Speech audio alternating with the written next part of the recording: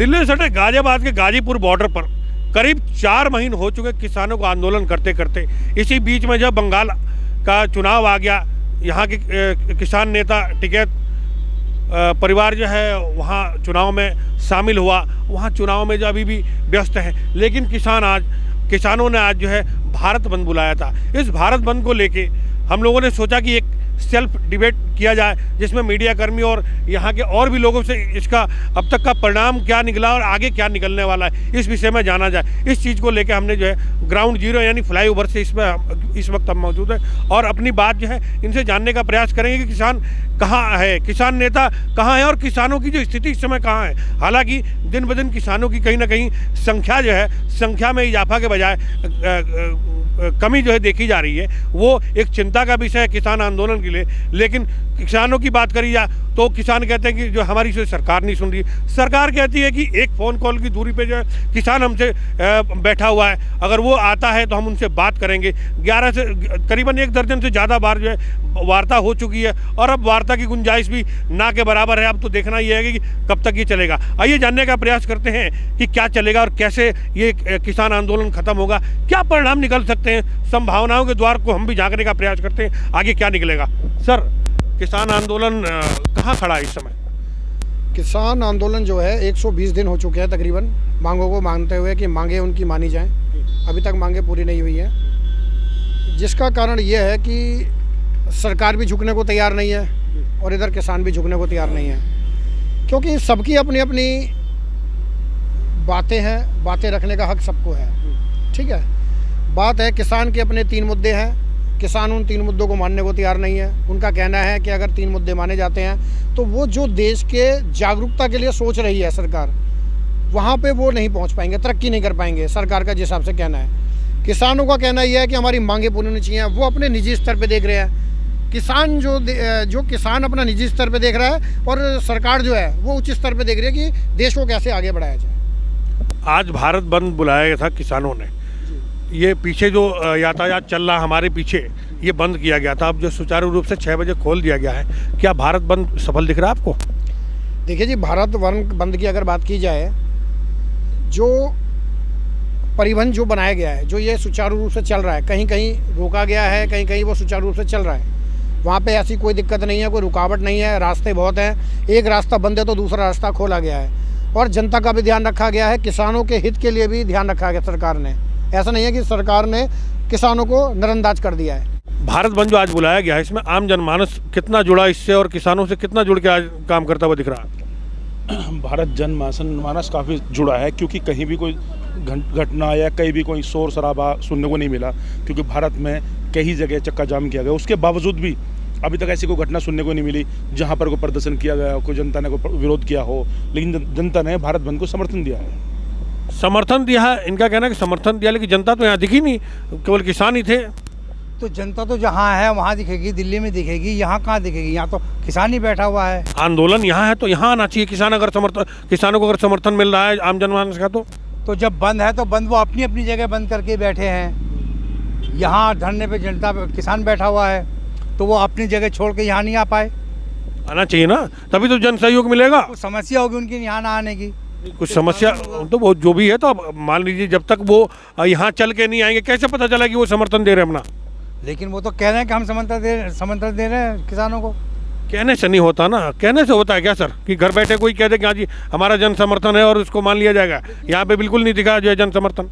एक नीति देखी गई है मैंने, हर व्यक्ति ये चाहता है कि भगत सिंह जी दूसरे घर में पैदा हों, अंबानी मेरे घर में पैदा हो, क्योंकि लड़ाई लड़ना बड़ा मुश्किल है, कहना बहुत आसान है कि मैं लड़ाई कर रहा हूँ। हर व्यक्ति क्या है, दूसरे पे दोष लगाता है।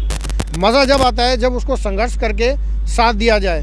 कहने में तो दुनिया बहुत कुछ कहती है कि हम समर्थन दे रहे हैं, वो कहता है वहाँ समर्थन दे रहे हैं। समर्थन सब दे रहे हैं, लेकिन मज़ा जब है जब वो धरातल पर, ज़मीन के स्तर पर बैठकर बात करें। धरना यहाँ है, जनता कहाँ है? ये किसान जनता है, तो किसान जनता है, लेकिन किसानों को आम जन समर्थन नहीं मिलता दिख रहा है, कहीं ना कहीं ना के बराबर मिल रहा है।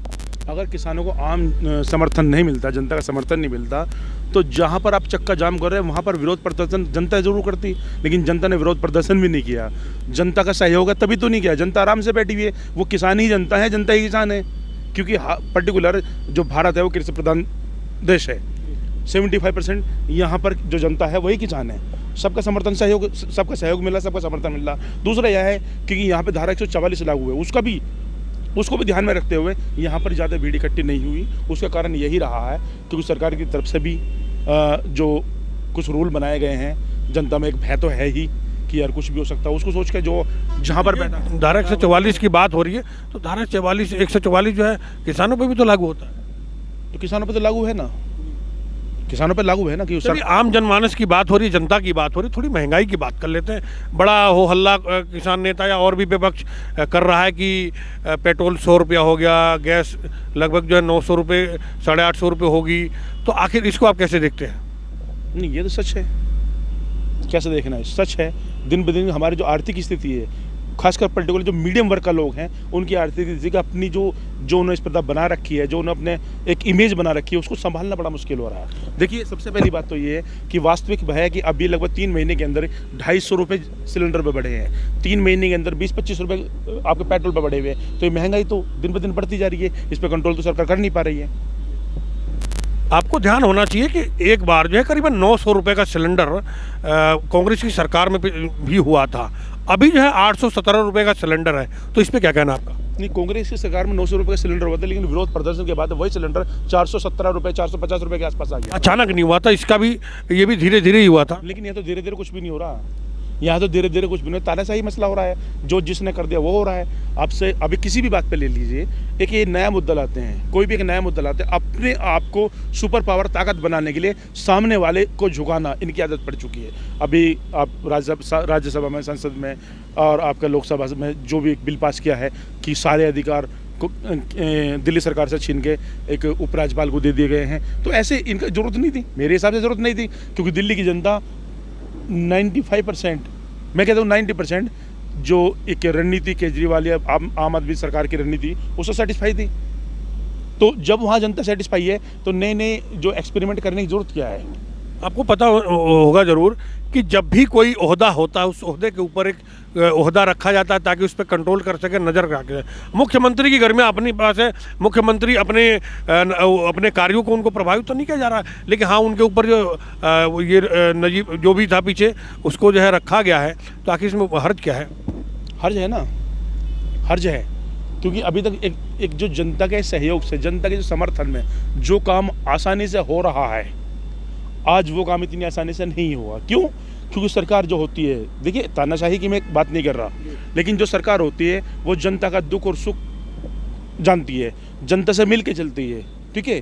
तो एक उपराज्यपाल जनता के बीच में आके बात नहीं करता है, जनता के बीच में बात करते हैं वहाँ के नेता, जनता के बीच में बात करते हैं वहाँ का सांसद, जनता के बीच बात करता है वहाँ के मुख्यमंत्री। जब उनके अधिकारों को तभी तो बात करेंगे, जब उनका अधिकार ही छीन लिए गए तो क्या बात करेंगे यार? ये आप मुझे बताइए जरा एक बार। जनता का अधिकार जो है छीनने की बात हो रही है, क्या उपराज्यपाल के रखने से जनता का अधिकार छीनता है दिल्ली में? देखिए जी, मैं आपसे पहले बात तो एक बात करना चाहूँगा। अभी आपने हमारे सहयोगी जी से पूछा, आपने महंगाई मुद्दे की बात करी, अभी हमारी किसान मुद्दे के ऊपर बात चल रही थी, अभी आपके महंगाई के मुद्दे की बात आ गई। सबसे पहले महंगाई मुद्दे पे बात करते हैं। देखिए जी, किसान अपनी मांगों को लेके बैठा है, ये बात तो तय है कि अपनी मांगें लेके बैठा है, लेकिन उधर महंगाई बढ़ रही है। सबसे पहले देखा जाए कि नोटबंदी के दौरान कमर टूट चुकी थी जनता की। दूसरा मुद्दा आया कोविड-19। कोविड-19 में लोग 1 साल से अपने घर बैठे रहे, कोई रोजगार नहीं, कोई भत्ता नहीं, कोई कुछ नहीं, और घर पे बैठकर उनके अनाज तक बिक गए और वो सड़क पे आ गए। अब जैसे जैसे लॉकडाउन खुला, जैसे खुलता आ रहा है, जो बीमारी है वो ख़त्म तो हो नहीं रही, बड़ी अभी भी है, लेकिन रोजगार का साधन जीरो है। सिर्फ कागजी में रोजगार को कितना बढ़ा लो, लेकिन धरातल पे जीरो है। बात की जाए महंगाई मुद्दे के ऊपर कि गैस के दाम बढ़ गए, बिल्कुल बढ़ गए गैस के दाम, 850-900 रुपये सिलेंडर हो गया। लेकिन मेरा मानना यह है, सिलेंडर 900 रुपये नहीं हुआ, सिलेंडर पूरे 1000 रुपीज़ हो गया। अब आप पूछेंगे 1000 कैसे हो गया? ठीक है, 900 का 1000 कैसे बढ़ गया? क्योंकि जब सिलेंडर आता है घरों के अंदर, वो कटिंग करके आता है, ठीक है, कटिंग करके आता है। एक आम जनता को सिलेंडर जो है 1000 रुपये में पड़ रहा है। बात की जाए आपके पेट्रोल की, डीजल की, वहाँ भी वही मुद्दा है। डीजल का पेट्रोल का दाम जो है 90 रुपये लीटर है, लेकिन पड़ रहा है 100 रुपये लीटर। क्यों पड़ रहा है? कटिंग हो रही है वहाँ भी। कटिंग बेईमानी अपनी जगह हो रही है, जनता अपनी जगह परेशान हो रही है, रोजगार तो है नहीं। अब आती है पढ़ाई मुद्दे की बात करी जाए, पढ़ाई मुद्दे की बात की जाए, फीस देनी है, अभिभावक फीस कहाँ से देगा? जब रोजगार ही नहीं है फीस कहाँ से देगा? फीस जमा करने के लिए स्कूल का प्रेशर पूरा बना हुआ है। स्कूल वाले कहते हैं जब तक फीस नहीं दोगे आपका बच्चा ना पढ़ने देंगे ना पास होने देंगे, जिसके कारण क्या हो रहा है, जो पेरेंट्स हैं जो अच्छी नौकरी पे लग रहे हैं वो लोन लेते हैं, लोन लेने के बाद उन बेचारों को अपना पेट काट के उसकी बच्चे की फीस जमा करनी पड़ रही है, और जिसके पास नहीं है वो उसके बच्चे घर में बैठे हैं। तो महंगाई मुद्दे की बात करी जाए तो महंगाई ने तो कमर तोड़ दिया जनाब, कमर। महंगाई ने कमर तोड़ दिया। लॉकडाउन भी चूंकि इंडिया में ही नहीं लगा, पूरे विश्व में लगा है।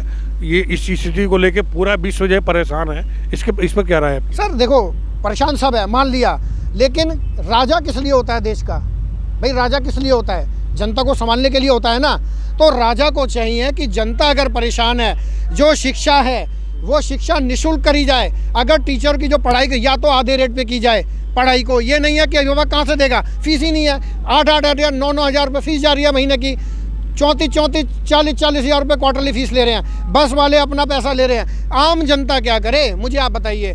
दूध महंगा, पानी महंगा, बिजली महंगी, राशन महंगा, आदमी क्या करे? सड़क पे आ जाए, आत्महत्या कर ले। क्या राय है महंगाई को लेकर? सर इसमें महंगाई को लेकर के सबसे पहली चीज़ तो ये है कि ये जो सरकार है ये अमीरों की सरकार है, गरीबों की नहीं है। क्योंकि अभी जिसको भी देखा जाए तो जितनी भी संस्थान हैं सब प्राइवेट वगैरह होते जा रहे हैं, और प्राइवेट स्कूल की मनमानी चल रही है, जिससे अभिभावक परेशान हैं। क्योंकि मान लो ऑनलाइन पढ़ाई के नाम पर वो फ़ीस की माफ़ी नहीं करते, बिल्कुल भी इस चीज़ को नहीं बोलते कि ठीक है हम फ़ीस माफ़ कर देंगे, और बच्चे से फ़ीस मांगते हैं। और जबकि सभी को पता है इस समय आर्थिक स्थिति क्या है, और देश की गिरती हुई अर्थव्यवस्था सभी को पता है। इस पर कोई काम नहीं होता है। बाकी मैं इतना ही कहूँगा। अच्छा, एक मुद्दा और भी आता है। आज किसानों की बात हो रही थी। किसान जो है, किसान के ऊपर आपके क्या कहना है कि आज जो आंदोलन, आज जो ये भारत बंद था, ये कितना सफल था आपकी नज़र में? जो भारत बंद का समर्थन सभी ने अपने अपने स्तर पर किया है, हर किसी ने अपने तरीके से करा है। किसी ने यहाँ आकर के आप अपनी उपस्थिति दर्ज कराई है, तो किसी ने बैठ करके, क्योंकि इस समय खेती का टाइम है, तो किसान लोग ज़्यादा से ज़्यादा अपने खेतों की तरफ भी ध्यान देना, क्योंकि उन्हें पता है कि इनके अलावा उनके तो पास दूसरा कोई व्यवसाय नहीं है जी, क्योंकि उन्हें घर भी देखना है और देश भी देखना है। क्या राय है आपकी महंगाई को लेकर? महंगाई को लेकर आम जनता दुखी है, थोड़ी नहीं बेहिसाब दुखी है। पहली बात, कारोबार नष्ट हो चुका है। कोई किसी काम की तरफ भी अगर नज़र उठा के देखता है तो पता चला काम ज़ीरो है स्टोर पे। कारोबार पूरे विश्व की हालत यही है। तो अब ये बताइए, इसको कौन देखेगा? देश का राजा। इसको धीरे धीरे स्टैब्लिश किया जाएगा, उसमें सबका सहयोग चाहिए होता है। लेकिन ऐसा कुछ नज़र नहीं आ रहा कि सरकार इसको देखे। सरकार अपनी मनमानी चला रही है। मेन कारण तो ये है, देखिए अभी मेरे सहयोगी में शर्मा जी ने बताया कि स्कूलों की मनमानी, स्कूलों की फ़ीस, मैं उनकी बात से 101% यानी कि 100 to 100% सहमत हूँ। जब यहाँ लॉकडाउन लगा था, लॉकडाउन पहले लगा था आपका 7 दिन का, 11 दिन का, 25 दिन का, ऐसे करते करते लगभग 1 साल हमें इस समस्या से जूझते हुए हुआ। लगभग जितने भी लोग हैं, खासकर आमजन, मजदूर को मजदूरी मिल जाएगी, अमीर अपने घर में, जो उसके घर में एक गुंजाइश है उससे खा लेगा, लेकिन जो हम जैसा एक मिडिल क्लास के लोग हैं, वो ना अमीरों में ना गरीबों में, वो मजदूरी कर नहीं सकता, उसके घर में इतना कुछ खाने के लिए है नहीं। तो सबसे ज़्यादा परेशानी जो महसूस कर रहे हैं वो आम आदमी कर रहा है। देखिए सबसे पहली बात ये, अगर लॉकडाउन सरकार ने लगाया तो सरकार की नीति होनी चाहिए कि जब तक कि स्कूल बंद रहे तब तक कि कोई भी प्राइवेट संस्थान या स्कूल, तब तक की फ़ीस की माफ़ी होनी चाहिए। लेकिन फ़ीस की माफ़ी एक दिन की भी नहीं हुई। यहाँ तक कि सवाल ये उठता है, अगर किसी की 4,000 रुपये फ़ीस है तो उसकी 4100 हुई है, 3900 किसी की फ़ीस नहीं हुई है। पहली बात। दूसरी, अब धमकी दी जा रही है कि या तो फीस जमा कीजिए या अपने बच्चे को घर पे बिठाइए। एक बच्चा बोर्ड की एग्ज़ाम देने की तैयारी कर रहा है, मेरी गुंजाइश नहीं है कि मैं अपने बच्चे की फ़ीस दे सकूं, और अगर मैं उसे फ़ीस नहीं दे पाता तो मेरे बच्चे का साल ख़राब, और फीस दूँ तो दूँ कहाँ से? तो इसी डिप्रेशन के चक्कर में हर आदमी परेशान है। रही महंगाई की, महंगाई दिन ब दिन बढ़ती जा रही है। क्यों बढ़ती जा रही है? उसका रीज़न सबसे बड़ा ये है कि जितने भी सरमार दायर हैं, जितने भी जो कारपोरेट जगत है, हमारी सरकार उनको फ़ायदा पहुंचाने के लिए हमारा गला काट रही है। जितने भी संस्थान हैं जो जिनकी इनकम से सरकार चलती थी, या जिनकी इनकम से सरकार को बेनिफिट मिलता, वो सब प्राइवेट किए जा रहे हैं। प्राइवेट करने से सरकार को क्या फ़ायदा? मुझे एक बात ये बताइए। आपने स्कूल की बात की कि फीस मांग रहे हैं और ये सब चीज़ें हैं, जाहिर सी बात है कि ये पैसा है, एक आदमी की जेब से निकलता है दूसरे के जेब में जाता है, और इसी तरह ये दुनिया चलती रहती है। आखिर ये भी तो ज़रूरी है। नहीं, दुनिया चलती है। टीचरों की सैलरी कहाँ से आएगी? टीचर भी तो 1 साल से जो है, टीचरों की कौन सुनेगा? टीचर कहीं जाएगा नहीं, टीचरों की सैलरी कहाँ से आएगी? ये सरकार क्या कर रही है? सरकार चुनते किस लिए? हम सरकार इसलिए चुनते हैं कि हमारे बुरे वक्त में सरकार हमारा साथ दे। हम देश का राजा, इसलिए हर आदमी अपने घर का राजा है। हमने जो एक प्राइम बनाया, हमने एक मिनिस्टर बनाया, हमने एक अपने एक प्रधान सेवक चुना। क्यों चुना हमने? क्योंकि हमारे बुरे वक्त में, हमारा एक बहुत डाउन समय है, उस समय में हमारी सरकार हमें एक आश्वासन दे या हमें सहायता दे इस झंझट से निकलने के लिए। पूरे वक्त की बात आपने की, सरकार ने लोगों के खाते में पैसे डाले, अनाज जो है मुहैया करवाया कोटों के माध्यम से, कोटा के माध्यम से, और भी ज़रूरी सुविधाएं जो है दी गई। क्या और क्या क्या होना चाहिए? आपके अकाउंट में कितना पैसा आया? वो सबके अकाउंट में जो भी उसके लिए एलिजिबल रहा, सब क्या किसके आया? मेरे यहाँ सहयोगी खड़े को एक आदमी बता दो किसके अकाउंट में पैसा आया। माना कि सबके अकाउंट में नहीं आया, लेकिन कागजी कार्रवाई, कागजी या सरकार के बयानबाजी पे मत जाइए, आप डाउन टू अर्थ बात कीजिए। मेरे यहाँ इतने सारे सहयोगी आप बात कर रहे हैं, मुझे एक आदमी बताइए कि जिस सरकार की तरफ से किसी के उसमें 10 रुपये आए हों। सरकार ने जो है जनधन योजना या जो भी चला के खातों में पैसे नहीं डाले, इनका कहना यह है कि जबकि बहुत सारे लोग ऐसे मिलते हैं कि पैसे डाले गए और कोटों के माध्यम से निःशुल्क जो है अनाज मुहैया कराया खाने के लिए। इसमें क्या सच्चाई? देखिए जी, मैं ये कहना चाहता हूँ, जनधन खाते में धन पहुँचना, अनाज मिलना, बात इसकी नहीं हो रही है। बात यहाँ पे जो हो रही है इस टाइम पे महंगाई मुद्दे पे हो रही है। जब जनता की कमर टूटी है, अगर किसी के घर में आप आधा किलो गेहूं दे दोगे या 1 किलो गेहूं दे दोगे, नहीं, सामने से बात ये आई थी, मैं उनका जवाब आपसे, उन्हीं का जवाब मैं दे रहा हूँ कि 1 किलो अगर हम किसी को चावल देते हैं या जनधन खाते में पैसा आ रहा है, उससे परिवार नहीं चल रहा। परिवार के अंदर क्या? रोटी, शिक्षा, मकान, चिकित्सा। अगर ये चीज़ अवेलेबल नहीं है, आज की डेट में क्या है, क्राइम का ग्राफ बढ़ता जा रहा है। अगर आप देखेंगे क्राइम बढ़ रहा है। क्राइम करने वाले कौन हम है? लॉकडाउन की स्थिति की बात कर रहे हैं। उस समय जब पूरा विश्व आर्थिक स्थिति से जूझ रहा था, हर सरकार ने अपनी जनता का कहीं ना कहीं ख्याल रखा, जितना भी उससे हो पाया, और आगे भी रखेगी। ये उनका दायित्व बनता है। उसकी बात देखिए, मैं वहीं बात आ रहा हूँ। बात आप अभी कट गई थी, बात आ रही है क्राइम की। क्राइम का ग्राफ जो है 20 साल से लेके 25 या 27 साल तक के बच्चे हैं जो क्राइम कर रहे हैं, क्योंकि रोजगार है नहीं, या भीख मांग रहे हैं, या रेखी कर रहे हैं, न्यूज़पेपर डाल के रेखी कर रहे हैं किसके मकान में क्या है। जो पैसा जिसका रखा है उसे चुरा रहे हैं। छोटे छोटे बच्चे क्राइम की तरफ जा रहे हैं, और उन पे क्राइम में सज़ा भी क्या होती है? सब सेटिंग का खेल होता है, सेटिंग होती है, बंदा वही बाहर आ जाता है। क्यों? क्योंकि वो अपना गहना बेच देता है या कोई सामान वो बेच देता है, क्योंकि उसे आना है, फिर क्राइम करना है, क्योंकि उसे पता कुछ नहीं होता। मुद्दा महंगाई है हमारा। मैं महंगाई की बता रहा हूँ, क्योंकि अगर जब ये रोटी, कपड़ा, मकान, चिकित्सा, ये चारों चीज़ें अगर अवेलेबल होंगी, क्राइम का ग्राफ अपने आप ही कम हो जाएगा। बात यहाँ पे आ रही है रोजगार की। रोजगार है ही नहीं। मुझे बता दीजिए, सर्वे कीजिए, आप पता कीजिए कितने लोगों को रोजगार मिल रहा है और क्या सैलरी मिल रही है। लोग ऑफिसों में काम करने जाते हैं, जो उनका मालिक है 2 महीने काम करता है, तीसरे महीने कहता है यार तुम्हारा काम पसंद नहीं आया, जाओ घर पे। क्यों भैया? उसको देने के लिए नहीं है, उसने पेट्रोल का यूज़ किया।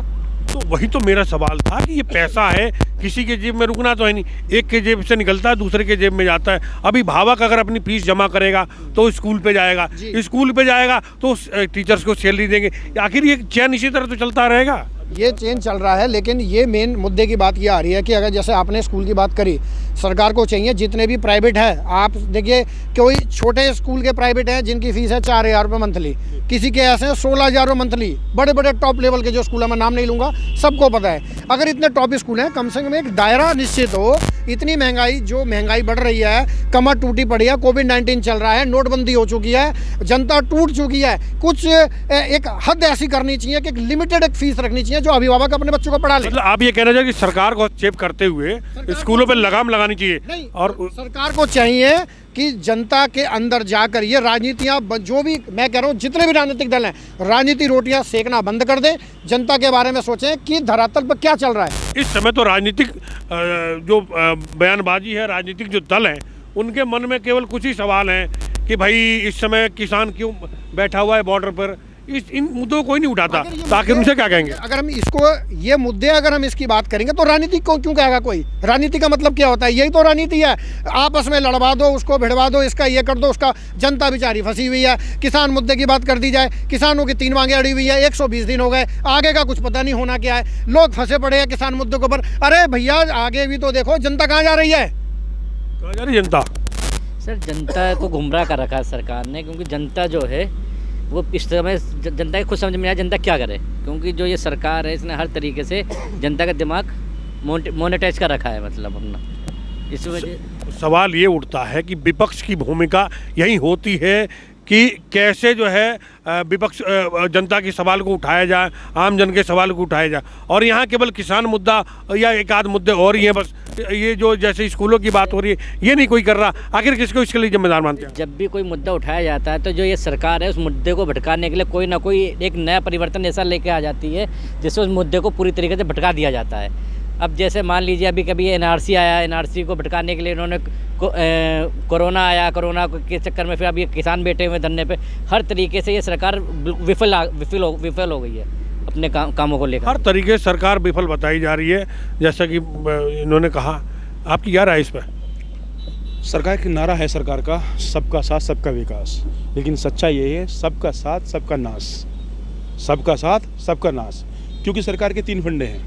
देखिए आपने अभी कहा कि आप इस पे आवाज़ क्यों नहीं उठाते, तो आवाज़ उठाने की मैं आपसे बताता हूँ। क्योंकि आप इतिहास उठा के देखिए, फिलहाल का इतिहास उठा के देखिए, जिसने आवाज़ उठाई वो मारा गया, धमकाया गया या जेल के अंदर डाला गया, यानी कि उसे दबाने की पूरी कोशिश की है। सरकार के 3 फंडे हैं। सरकार का पहला फंडा झुक जाओ, दूसरा फंडा बिक जाओ, तीसरा फंडा मर जाओ।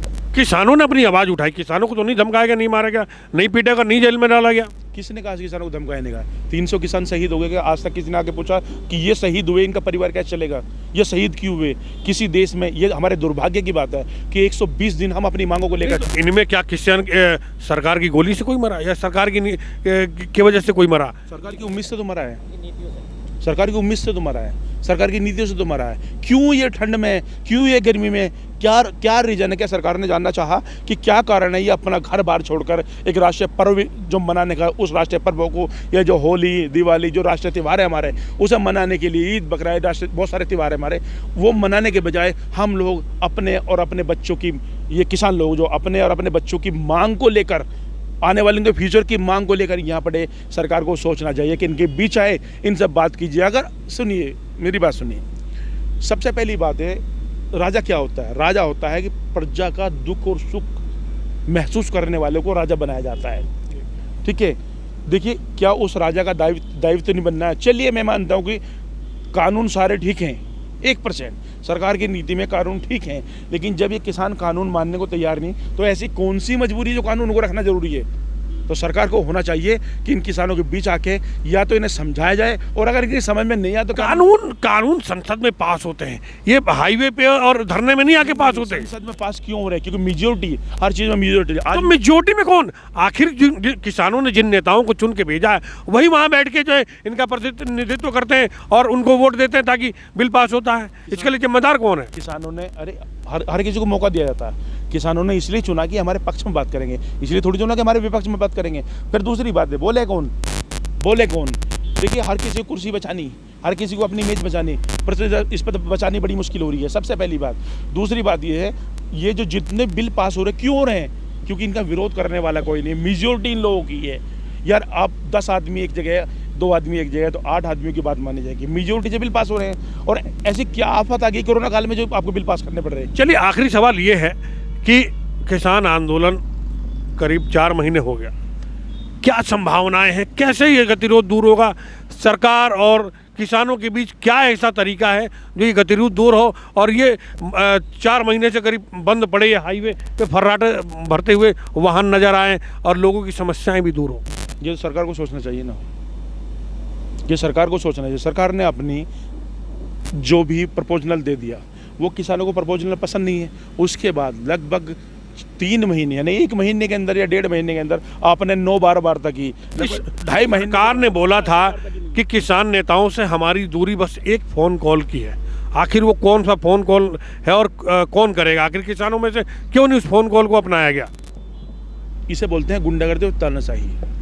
मैंने अपनी जिम्मेदारी से हटने के बाद मैंने कहा ये टुकड़ा यहाँ पड़ा, तेरा तुझे भूख लग रही उठा के ले जा, और तुझे भूख नहीं लग रही तो तू भी वहाँ पड़ा रहा, टुकड़ा भी वहाँ पड़ा रहा है। उन्होंने वो फ़ोन कॉल ये है कि उन्होंने अपनी जो तानाशाही, जो अपनी जो एक गुंडागर्दी, मुठभर्ती दे दी कि 18 महीने के लिए आपका ये पोस्टपोन किया जाएगा।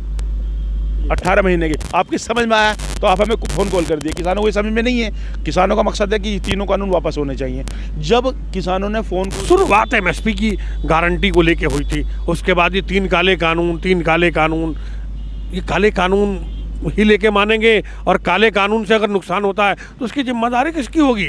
जिसको ये काले बता रहे हैं, हमारी ये सवाल हमारा नहीं, काले कानून ये सब दिन के हैं, वो तीन कानून उससे नुकसान होता है देश का और किसानों का, तो जिम्मेदार कौन होगा? देखिए, सबसे बड़ी बात यह है, आज का किसान वो अनपढ़ किसान नहीं है। पहली बात तो वही किसान है जिनके बेटे फौज में है, वही किसान है जिनके बेटे संसद में बैठे हैं, वही किसान है जिनके बेटे जो आज पुलिस में हैं, जिनके बेटे एडवोकेट हैं, सीए हैं, हर चीज़ है। ऐसा वो अगर काले कानून नहीं है तो इतने लोगों की समझ में क्यों नहीं आ रहा कि वो काले कानून नहीं है? 5% या सरकार के या 5% कारपोरेट जगत को खुश करने के लिए सरकार उन्हें काले कानून नहीं बता रही। 95% लोग उसे काले कानून बता रहे। तो आप 95% की मानोगे या 5% की मानोगे? क्या तरीका है गतिरोध दूर किया जाए? सरकार अपनी जिद छोड़ सरकार ने अपनी जिद पे अड़ी भी है। किसान भी तो अपनी जिद पे अड़े हुए हैं, नजर उठा के देखनी चाहिए। किसान भी तो अपनी जिद पे अड़े हुए हैं, दोनों की जिद है। तो किसान तो इसलिए जिद पे अड़े हैं कि उनका मांग जाए, सच है।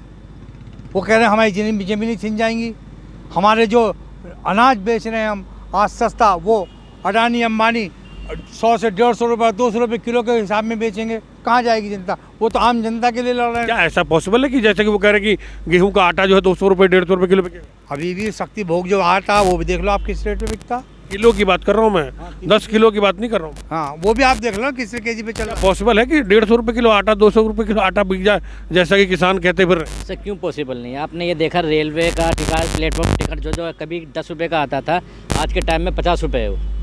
भीड़ से बचने के लिए ऐसा कि सरकार ने किया? सर भीड़ से बचने का नहीं, ये सिर्फ एक इनका लोगों को गुमराह करने का एक फार्मूला है, जिससे ये गुमराह करते हैं। नहीं तो लोगों, एक बार बताओ, जो लोगों की मूल आवश्यकता है क्या है? रोटी, कपड़ा और मकान और हेल्थ। लेकिन इन टॉपिक को चेंज करते वो कहाँ सरकार ने लोगों को लड़वा रखा आपस में, हिंदू मुस्लिम सिख ईसाई, आपको सबको लड़वा रखा है इन्होंने इस समय, और इन मुद्दों से भटका रखा है। जब भी कोई अहम मुद्दों पर, इस तरीके के मुद्दों पर बात करता है, या तो उस पर देशद्रोह लगा के बंद कर दिया जाता है, या तो उन्हें जेल के पीछे ढकेल दिया जाता है। जिस वजह से ऐसा जैसा आप कह रहे इतनी तानाशाही तो नहीं है सर, बिल्कुल तानाशाही है। और कैसे लोग तानाशाही? कोई एक ऐसा वाक्य बताएं। सर एनआरसी में कितने मुद्दे हुए, इसमें कितने लोगों को बंद करा गया इसमें? तो एनआरसी में जो उनकी मांगे थी आम जन की, उसके पीछे किन किन का क्या क्या मकसद था, ये भी तो सोचना चाहिए लोगों को। एक बात बताइए, अभी रेलवे में आज के टाइम में क्या जो बाहर का व्यक्ति आया है, हमारे अपने लिए घर नहीं है, हमारे अपने लिए ज़मीन मुहैया नहीं है, हम उनके लिए सोचते रहे? बात बताइए, अभी जो एयरपोर्ट था, जो कि कभी इंडियन एयरपोर्ट लिखा होता था, उस पर अगर आज के टाइम में देखोगे अडानी एयरपोर्ट लिखा हुआ है, जिसे अभी विरोध जिस पे विरोध करने के बाद। पहले आप एनआरसी की बात का जवाब दें। क्या ये भी तो देखना चाहिए कि भाई हम आपका ख्याल रखते, आप भी हमारा ख्याल रखिए। बिल्कुल सर, एक बात है, ये बिल लाने की भी जरूरत क्या थी?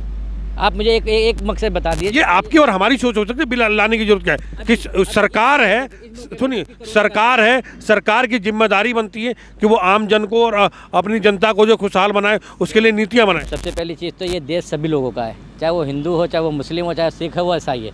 अगर आपसे मैं कहूँ कि ठीक है जी, मैं आपको देश से बाहर निकाल दिया जाएगा, या हिंदू भाई को सीए के तहत उनको वापसी नागरिकता दे दी जाएगी, तो ये गलत है ना? तो क्या एक बात बताइए, घुसपैठियों को जो हमारे देश में गलती से घुस गया, चोरी छुप के घुस गया, उसको हम अपने लिए जो अपना नागरिक मान लें? सुनो सर, जब उन्हें पता है कि घुसपैठ हो रहा है, उस समय कहाँ रहते हैं वो? जब उन्हें पता है कि इस समय घुसपैठ हो रही है और कोई अंदर देश के घुस रहा है गुप्त तरीके से, उस समय कहाँ होता है? आपको पता होना चाहिए कि आपको पता होना चाहिए कि अभी कुछ साल पहले ही वो सारी सीमाओं को सील किया गया, जहाँ से लोग बेरोक टोक और बिना वीजा पासपोर्ट के आते थे, जिसके बाद से समस्या हुई है। सबसे पहली चीज़ तो ये जो सरकार है बिल्कुल भ्रष्ट है, इन्हें सब पता होता। आज के टाइम में अगर ये लोग अपने काम ईमानदारी से करने लगे तो कोई एक सुई को उठा करके दूसरी जगह नहीं रख सकता। कुल मिलाकर के ये इन्हें सब पता होता है। भ्रष्टाचार हम मुद्दों से भटक के हम जो है फिलहाल बात कर रहे थे कि आखिर किसान आंदोलन में क्या ऐसा तरीका हो सकता है, संभावनाओं में, कि ये गतिरोध दूर हो? सर क्या हो सकता है? ये अंत में मैं बस एक ही बात कहना चाहूँगा कि कोई ना कोई सरकार ने कोई नीति अच्छी बनाई होगी देश हित के लिए, ठीक है, जो अभी तक झुक नहीं रही है। बात यहाँ पर किसान और उनकी नीतियों की अलग बात नहीं हो रही है। मेरा जो कथन है और मेरा जो मत है, सबसे पहले मैं ये कहना चाहता हूँ सरकार से, महंगाई के मुद्दों पर ध्यान दिया जाए, मेरा जो मत है, क्योंकि महंगाई के दौर पर ध्यान देना बहुत ज़रूरी है। साथ में जो लोग भटक रहे हैं, नौजवान साथी नशे के कारोबार में जाते जा रहे हैं, उस पर काबू किया जाए और लगाम लगाई जाए, रोजगार को बढ़ाया जाए। मेरा मानना यह है कि जो गलत करेगा वो भुगतेगा, क्योंकि यहाँ की जनता, जो देश की जनता है, सुनने को तैयार नहीं होती है। जब चालान कटते हैं 100, 200, 500, 1000 के, जैसे भाई ने बोला, चालान काटना, अगर कोई आप भी या मैं कोई भी वायलेशन करता है और उसके लिए उस पर चालान एक राशि रखी गई है, क्या काटना के तानाशाही में गिना जाएगा? नहीं, जो चीज़ है स्थिति, जैसे 10,000 का चालान कटा, भाई ने बोला कि 20,000 की बाइक है और 30,000 का चालान कट गया, वो सिर्फ इसलिए है कि वो जो गलती कर रहा है उस गलती का ध्यान रखे। ये गलत है, एक बार को इतना चालान है, लेकिन क्या करे, जनता भी तो नहीं मानती। उनको सुधारने के लिए स्टेप उठाया सरकार ने, मेरा मानना ये है। बाकी लेकिन बात की जाए फिर महंगाई मुद्दे पे, मैं ये कहना चाहता हूँ कि महंगाई पर ध्यान दिया जाए और रोजगार पे। सरकार झुकने को तैयार नहीं, चालान तानाशाही होता है। चालान करना या चालान, या मैंने अगर कोई नियम का वायलेशन किया तो उसको जो है, उसको किसी पुलिसकर्मी ने उस पर चालान काटा, ये तानाशाही में गिना जाएगा। सबसे पहली बात तो आप इस देश में भ्रष्टाचार ख़त्म कीजिए, ना चालान करने की ज़रूरत पड़ेगी, न किसी चीज़ की ज़रूरत पड़ेगी। आपने देखा, आप कोर्ट में जाते हैं और सबसे ज़्यादा जो न्यायपालिका या न्याय जो जज साहब बैठे हैं, हमारे जो न्याय के देवता बैठे हैं, हम लोग डरते हैं यार जज साहब के सामने खाना होना पड़े, लेकिन एक तारीख लेने के लिए उसी जज साहब के सामने आप उसके सचिव को 100 रुपये 50 रुपये तारीख लेने के लिए देते हैं। खैर, मैं इन चीज़ों से इत्तेफाक नहीं रखता, आप ऐसी बात कहते हैं। अगर ऐसा कुछ होता तो उसका वीडियो बना के आपको वायरल करना चाहिए। दुनिया को पता जज साहब के सामने ले आता है। सबसे मैं इन बातों से इत्तेफाक नहीं रखता, ये कानून का वायलेशन। मुद्दा चालान का नहीं है, मुद्दा है भ्रष्टाचार का। आप भ्रष्टाचार खत्म कीजिए, चालान अपना आप करने की जरूरत नहीं पड़ेगी, पहली बात, ठीक है। चालान बढ़ने या घटने से फ़र्क नहीं पड़ता। फ़र्क पड़ता है कि आम आदमी को रोटी नहीं मिल रही, फ़र्क पड़ता है कि स्कूलों की फीस जो अभिभावक नहीं दे पा रहे, फ़र्क पड़ता है कि सरकार के तानाशाही की वजह से कब कोई ना कोई, हर आदमी या हर वर्ग के कुछ लोग किसी न किसी मुद्दे को लेकर आज सड़कों पर पड़े हैं। फ़र्क पड़ता है कि आप अपने इलेक्शन के या अपनी सरकार बनाने के लिए बेपनाह पैसा खर्च करते हैं, लेकिन जहाँ पैसा खर्च करने की ज़रूरत होती है, जिन आम आदमियों, गरीब आदमियों को पैसा खर्च करने की ज़रूरत है, वहाँ सिर्फ एक कागजी कार्रवाई के नाम पर उन्हें मुद्दे दिखाए जाते हैं। लेकिन अगर आप ज़मीनी स्तर पर देखो, अभी आपने देखा होगा कुछ दिनों में सोशल मीडिया पर वायरल हो रहा है, एक लेडीज के साथ फ़ोटो खिंचवाया गया प्रधानमंत्री जी का कि उसको मकान मिला, वो कहती है कि मेरा तो मकान खुद किराएगा, आज तक मकान नहीं मिला। तो ये भ्रष्टाचार हमारा ख़त्म होना चाहिए। अपनी जो वाहवाही करने के लिए तानाशाही इतनी नहीं करनी चाहिए कि देश की जनता आने वाले समय में उस सरकार को ऐसा सबक सिखाए कि उस सरकार का अस्तित्व ही खत्म हो जाए। तो सबसे पहली बात तो मैं यही कहूँगा कि अगर सरकार को इस मुद्दे पर, किसान मुद्दे पर कोई आपत्ति नहीं है या आपत्ति है, लेकिन ये एक देश के नागरिक हैं, ये वो किसान हैं जो पूरे देश का, ये वो अन्नदाता जो पूरे देश का पेट भरते हैं। सरकार को चाहिए कि इनके बीच आकर इनसे बैठ के इनके मन की बात सुने। रेडियो पर मन की बात करने से उसकी मन की बात नहीं सुनी जाती कि इतने रुपए खर्च करके आप रेडियो पर बात कर रहे हो, आपसे 10 किलोमीटर की दूरी पर किसान पड़ा है, आइए बैठिए बात कीजिए। अगर वो नहीं मानते उसके बाद सोचा जाएगा। लेकिन आपने क्या अभी तक करीब 11 दौर की बातें हुई भी तो है, लेकिन किसान अपनी जीत पे अड़ा हुआ कि हमें काले कानून वापस करवाने हैं। ऐसा नहीं लगता कि सारी मांग जो किसान की मानी जाएगी? क्या तो अपनी जीत पड़ी हुई है कि हम संशोधन करेंगे, जब किसान ने पहले ही बोल दिया। जब संशोधन करने के लिए वो राजी हैं कि जो गड़बड़ है उसको ठीक किया जाएगा, तो आखिर दिक्कत क्या है? तो आप मानते हैं कि बिल में गड़बड़ है, संशोधन की बात हो रही है। हम उन चीजों की बात नहीं कर रहे। जब वो संशोधन करने को तैयार है, अगर बिल में गड़बड़ नहीं है तो संशोधन किस चीज का है? तो जो गड़बड़ है उसको ठीक किया जा रहा ना, फिर दिक्कत क्या है? तो बिल वापस करने में क्या दिक्कत है? नहीं, ये तो वही वाली बात हो गई ना। ये तो वही वाली बात हो गई कि ढाबे पे गए खाना खाने, दाल में जो है कुछ कमी निकल गई, सब्जी में कुछ कमी निकल गई, तो हम सब्जी और दाल ना बदलवा के कहते हैं कि भैया पूरी थाली बदल, और पूरी थाली भी तब बदल जब पूरा ढाबा तोड़ और दोबारा बना के दे। ये तो वही वाली बात हो गई। क्या ढाबा तोड़ के जब दोबारा खाना मिलेगा? नहीं, जब अगर हमारा खाना खराब है तो दोबारा खाना क्यों नहीं मिलेगा? पैसे दे रहे। हाँ, तो वही तो ये कर रहे संशोधन कि भाई आपको जो है दूसरी सब्जी मिलेगी, दूसरी चीज मिलेगी। तो आखिर बात तो ये, या पूरा ढाबा तोड़ के दोबारा बना के अब फिर दोबारा खाना दिया जाए, ऐसा ये सही है क्या? एक बात तो बता, आप ढाबे पे खाने गए, आपको ढाबे का खाना समझ नहीं आ रहा, आपकी वो सेहत खराब कर रहा, आपकी हालत खराब कर रहा, क्या उस ढाबे का खाना आप खाएंगे? आप मुझे जवाब दें, उस ढाबे का खाना खाएंगे आप? खाना अभी ढाबे की बात की ना, ढाबे मेरा मतलब ये था खाने से नुकसान है, कि खाना मेरा खाने मतलब ये था कि जो किसान को चाहिए वो ले और खुशी खुशी अपने घरों को जाए। लेकिन किसान ने आके ऐसे दो राहे पे अपने आप को खड़ा कर लिया कहीं ना कहीं कि सरकार ने भी उनसे कहीं ना कहीं अपने आप को कन्नी काट लिया कि ले भैया आपको जो बात करनी हो आप हमें फ़ोन कीजिए, हम आपकी समस्याएं जो है ये जो गलत है इसको सुनी जाएगी। यही तो तानाशाही है, यही तो तानाशाही है। राजा को चाहिए कि अपनी प्रजा को हर रूप से, वो तानाशाही है। लेकिन आम जनता के लिए बनाया गया ये फ्लाईओवर ये रोका गया है, इससे जो है इसका लोग रोड टैक्स देते हैं, इसको रोका गया है, उनको असुविधा हो रही। क्या ये तानाशाही नहीं है? किसने रोका है? आप जरा नजर दौड़ाइए, ट्रैफिक जो का तो चल रहा है, ट्रैफिक ज्यों करते हुए चल रहा, लेकिन ये 3 रास्ते क्यों बंद किए? जनता का कोई विरोध नहीं, ये तो सरकार को सोचना चाहिए। ये सरकार को, अरे धरना देने के लिए एक धरना स्थल होता है जहाँ कमिटेड धरना स्थल हो जो लिखित में दे के, और धरना कोई भी दे सकता है और उसका एक इम्पैक्ट भी होता है, लेकिन इसको रोक के क्या ये सही है? जब 120 दिन सड़क रोकने के बाद सरकार नहीं सुननी तो धरना स्थल पर तो उम्र भर बैठे रहेंगे किसान, तब भी नहीं सुनेगी। क्यों नहीं सुनेगी? अगर सुनती तो 120 दिन में यहाँ नहीं आते क्या आती नहीं सरकार सुनने?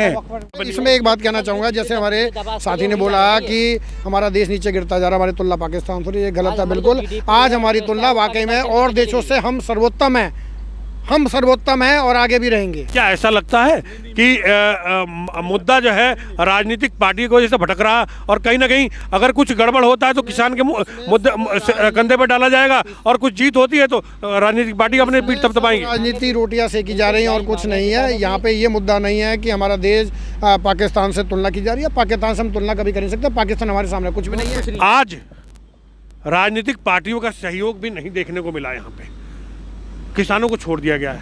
आज कहाँ राजनीतिक पार्टियाँ जो सीना ठोक के कहते हैं हम किसानों को चाहते हैं, आज तो नहीं दिखी यहाँ पे। क्या ऐसा नहीं लगता कि किसानों के साथ जो धोखा किया जा रहा विपक्ष के द्वारा भी? किसानों की अपनी मांग है, वो अपनी मांग को लेकर यहाँ बैठे हुए हैं, ना कि किसी राजनीतिक मुद्दे को लेकर। किसानों ने राजनीतिक मुद्दे के लिए साफ लफ्जों में कहा हमें किसी पार्टी के सहयोग की जरूरत नहीं है, पहली बात। दूसरी बात ये कि अगर कोई भी राजनीतिक जो प्रश्न या कोई जो पोस्ट पे है यहाँ पर आके उनका हालचाल पूछ लेते तो सरकार कहती है कि ये विपक्ष की चाल है। उस विपक्ष की चाल से बचने के लिए इन किसानों ने अपने आप को राजनीतिक मुद्दों से अलग किया हुआ है। इनके अपने मुद्दे हैं, इनकी अपनी डिमांड है कि 3 मांगे इनकी वापस होनी चाहिए। सरकार को चाहिए, अगर वो चाहती है, सरकार चाहती है, क्योंकि वो देश का राजा है, अगर राजा चाहता है कि मेरी प्रजा सुखी हो तो इनके बीच आए, 10 किलोमीटर की दूरी पे आए और यहाँ किसानों से बात किए। क्योंकि 5% लोगों की खुश करने के लिए 95% लोगों का गला मत घोटो। 5% लोगों को खुश करने के लिए 95% लोगों का गला मत घोटो, इनका ये कहना है। हमारा मुद्दा ये है आज कि ये जो रास्ते हैं जो बंद पड़े हैं इनको रोका जाना चाहिए? नहीं, बिल्कुल नहीं रोके, इनको चलना चाहिए, सुचारू रूप से चलना चाहिए। ये देश की प्रगति में जो है अहम भूमिका निभाते हैं, क्योंकि हमारे और आपके वाहन जो है इस पर फर्राटा भरेंगे, हमारे पेट्रोल की जो महंगाई है कुछ कम तो होगी, और बहुत सारी चीज़ें। और पेट्रोल ऐसा ही नहीं कि पेट्रोल महंगाई जो है केवल पेट्रोल से ही और शहरी जीवन से जुड़ा हुआ है, हर आदमी की जेब से जुड़ा हुआ। आज की डेट में पेट्रोल और रोटी एक दूसरे के पूरक हैं। पेट्रोल हर आदमी अपने बाइक पे, अपने गाड़ियों में तेल डलवाता है, अपने ऑफिस को जाता है, और कमा के जब आता है घर में तो रोटी खरीद के लाता है। मतलब साफ है कि पेट्रोल और रोटी एक दूसरे के पूरक हैं। मेरा ये मत है और मेरा ये मानना है कि इन रास्तों की इन गतिरोधों को ख़त्म किया जाना चाहिए। इन गतिरोधों से आगे बढ़ के देश की तरक्की में जो है आम जन को भी सहयोग करना चाहिए, सरकार को भी एक बार और प्रयास करना चाहिए और किसानों की बात करनी चाहिए। किसानों को भी अपना जो है दिल बड़ा करते हुए अपने आप को जो है आगे लेके आते हुए, ना किसी की हार ना किसी की जीत से जोड़ते हुए, और देश की प्रगति में जो है इन मुद्दों को उठाना चाहिए। कैमरामैन पवन गुप्ता के साथ अशोक गुप्ता, गाजियाबाद।